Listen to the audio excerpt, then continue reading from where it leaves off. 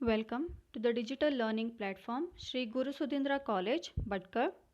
Course BCom Second Sem. Subject Financial Accounting. Topic Installment Purchase System. Installment purchase system is same as an hire purchase system, wherein the purchaser is allowed to make the purchase of the asset or goods, wherein he will be making the payment in installments over a period of time. But here under installment purchase system, the ownership of the asset is transferred to the purchaser in the beginning on signing the contract between the purchaser and seller. We look at the difference between hire purchase system and installment purchase system. The point of difference, first one, ownership of goods. Under hire purchase system, ownership of the goods will be transferred to the purchaser only after the payment of last installment. Till then, ownership remains with the seller. And in case of installment purchase system, the ownership of the asset will be transferred to the purchaser immediately on signing the contract. Next one, responsibility of risk of loss. In case of hire purchase system, since the ownership of the goods remains with the hire vendor, the risk of loss also remains with the hire vendor. He will be responsible for any loss associated with the asset. But in case of installment purchase system, since the ownership is already transferred to the purchaser will be responsible for any risk of loss associated with the asset. Next, repossession of asset. In case of hire purchase system, in case the purchaser fails to make payment of installments, in that case, the seller has the right to repossess the asset. He can take the asset back from the purchaser. But in case of installment purchase system, this advantage of repossession is not given to the seller. He cannot take the asset back from the purchaser, but he can file a case in the court for recovering his money from the purchaser. Next one, right to sell the asset. In case of hire purchase system, the purchaser does not have the ownership on the asset, so he does not have the right to sell the asset or to transfer the asset to anyone else. But in case of installment purchase system, since his purchaser is the owner, he gets the ownership on the asset, he can sell the asset or transfer the asset to anyone else. And the last one, right to return. In case of hire purchase system, in case the purchaser does not need the asset or he cannot make the payment of installments, he can cancel the agreement and return the asset back to the seller, wherein in case of installment purchase system, the purchaser cannot cancel the agreement and he cannot return the asset back to the seller. In this installment purchase system, one special account called as interest suspense account will be prepared by both the purchaser as well as the seller. In this account, the total interest for all the years will be calculated and adjusted in the beginning when the contract is made. And then each year's interest, when the interest becomes payable or receivable, the accrued interest will be ascertained and then it will be transferred to the actual interest account. So journal entries in the books of purchaser. On signing the contract, asset account debit, interest suspense account debit to vendor's account. So your asset account will be debited with the total cash price of the asset. Interest suspense account will be debited with total interest of all the years, and vendor's account will be credited with the total hire purchase price. Next, when the advance is paid, vendor's account debit to cash account. So the remaining journal entries over here are same as we had made in the hire purchase system. So on payment of installment, vendor's account debit to cash account with the amount of installment. Next one, for transfer of interest from interest suspense account. So at the end of each year, the amount of interest payable to the vendor will be transferred from interest suspense account to the interest account. So your interest account debit to interest suspense account with the current year's interest.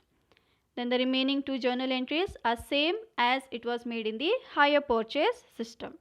One for providing depreciation, wherein depreciation account is debited and asset account is credited. And last one for transfer of interest and depreciation to profit and loss account. So profit and loss account will be debited to depreciation account to interest account. In the same way, journal entries in the books of vendor: on signing the contract, purchases account debited with full cash price plus total interest, that is the higher purchase price, to sales account to interest suspense account. Then on receipt of advance, cash account debit to purchaser's account with the amount of advance. Next, on receipt of installment, cash account debit to purchaser's account. Then when the interest is to be transferred, so for transfer of interest from interest suspense account debit to interest account. And last one for transfer of interest account debit to profit and loss account. We'll look at the question. The cash price given is 7,450, advance payable 2,000, and the balance payable in 3 equal installments of 2,000 each. So here it is clear that cash price is less than higher purchase price, so the interest amounts are included in the installments. So in higher installment purchase system also, same method of calculating interest, same methods of calculation of cash price will be followed as we have covered it in the higher purchase system. So we'll calculate the interest over here. Calculation of interest. In the first year, advance of 2,000 is paid, so interest will not be paid.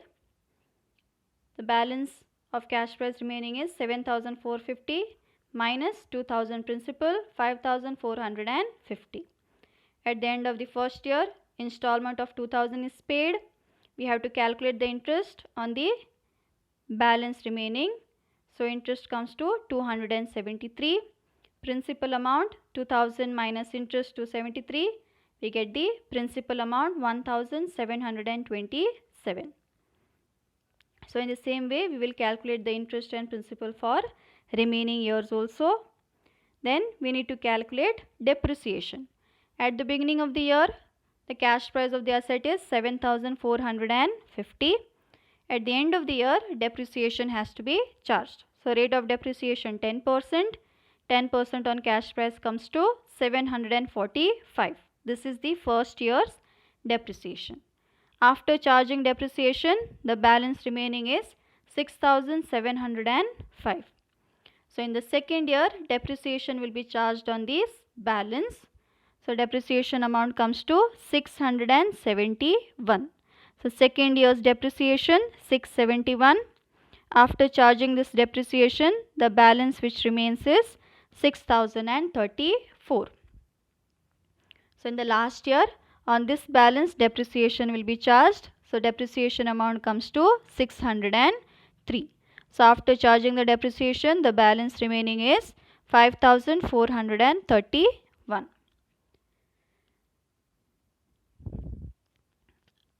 Accounts in the books of purchaser. First one is the engine account, that is the asset account. The asset account is to be debited with the total cash price of the asset. So 2 machines limited account, that is the seller, 2 machines limited account, 7,450. This is the value of the asset. Then at the end of the year, depreciation is charged on the asset. So it depreciation charged is 745. So the balance remaining at the end of first year 6,705.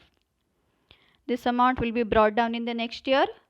So again in the next year depreciation will be charged 671. So balance remaining is 6034. This balance will be brought down in the third year. The next depreciation is charged 603. So at the end of third year, the value of the machinery is 5431. Next, interest suspense account. In the beginning of the year, that is on 1st January 2010, the interest suspense account will be debited with the total interest amount. So total interest payable to the vendor. So vendor is Machines Limited, 2 Machines Limited, 550. This is the total interest which is payable to the vendor.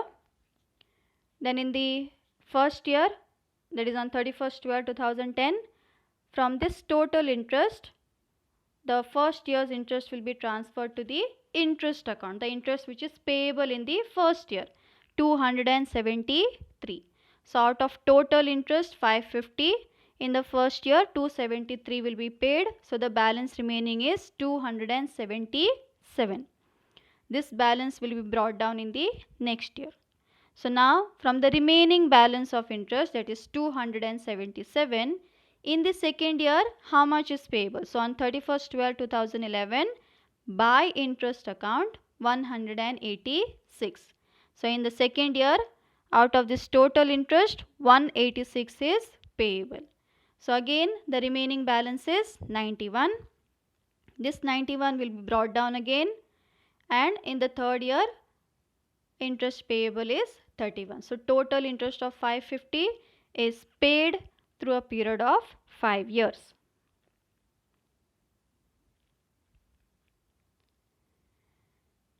Next, Machines Limited account, that is the vendor's account. The vendor's account will begin from credit side. On 1st January 2010, what is the total amount payable to the vendor? By engine and interest suspense account, 8,000. It includes the total cash price plus total interest. So total amount payable to the vendor is 8,000. So in the first year, how much payment is made? Here will show the total amount payable to the vendor. On debit side, will show the payments made to the vendor. So on 1st January 2010, advance of 2,000 is paid. So to cash account 2,000.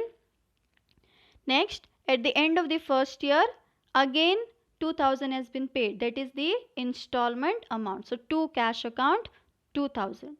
So out of 8,000, 4,000 has been paid. So the balance remaining is 4,000. So this balance of 4,000 will be brought down in the next year. So out of this 4,000, how much is paid in the second year?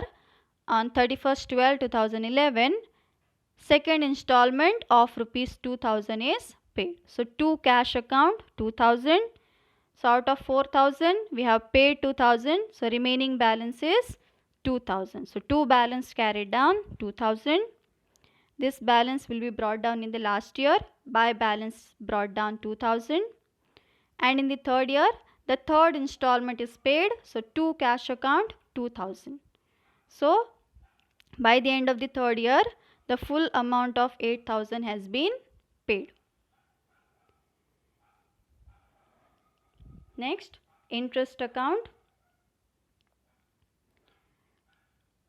Initially in the beginning of the year, the interest suspense account was debited with the total interest. So at the end of each year, the current year's interest will have to be transferred to the interest account. So on 31st 12 2010, the amount of interest transferred to the interest account is to interest suspense account 273. And this interest is then to be transferred to profit and loss account. So in the second year again, the amount of interest transferred from interest suspense account to interest account is 186. So this is the amount payable. This interest amount is payable in the second year. It is then transferred to the profit and loss account. In the third year, the amount of interest payable is rupees 91. So the entry is to interest suspense account, and then it will be transferred to profit and loss account. Last, depreciation account.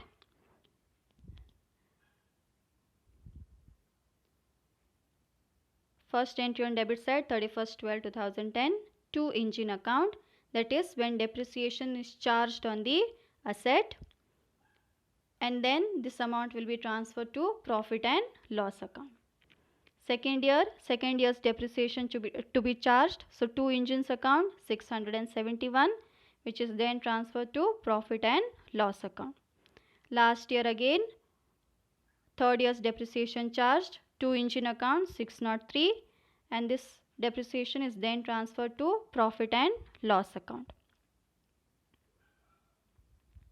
Next, in the books of vendor, Madhu's account, that is purchaser's account.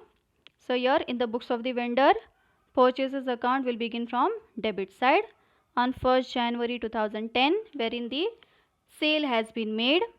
The vendor has to receive total 8,000 from the purchaser. So entry will be to sales and interest suspense account, wherein we will show the total cash price plus interest.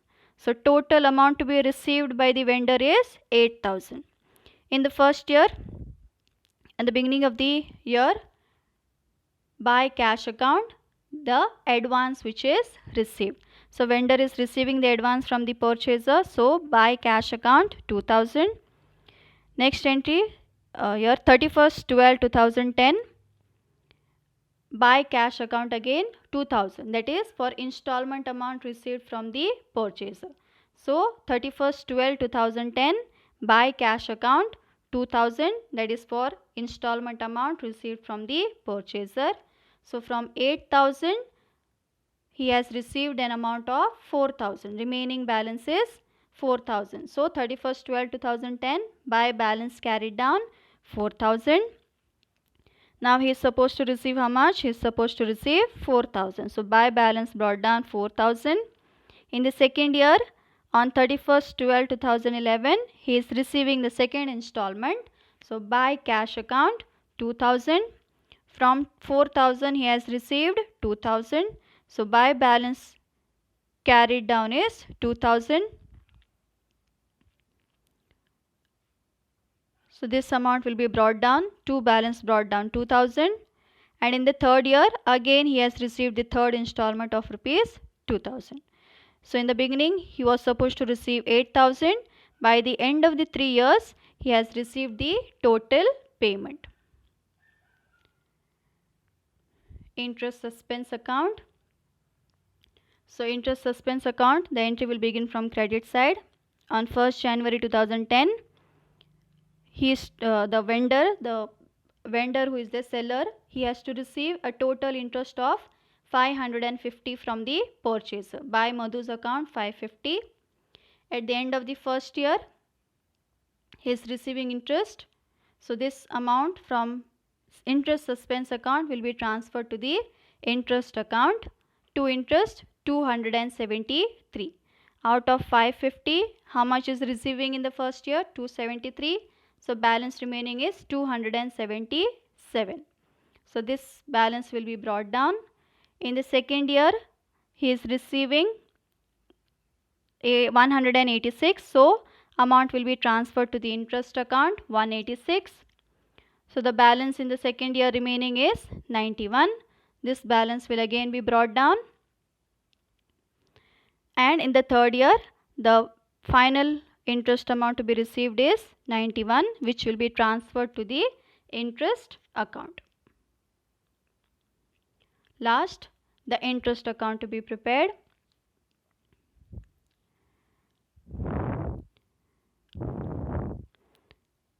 It will begin from the credit side. On 31st/12/2010, the interest transferred from interest suspense account is 273. So by interest suspense account 273.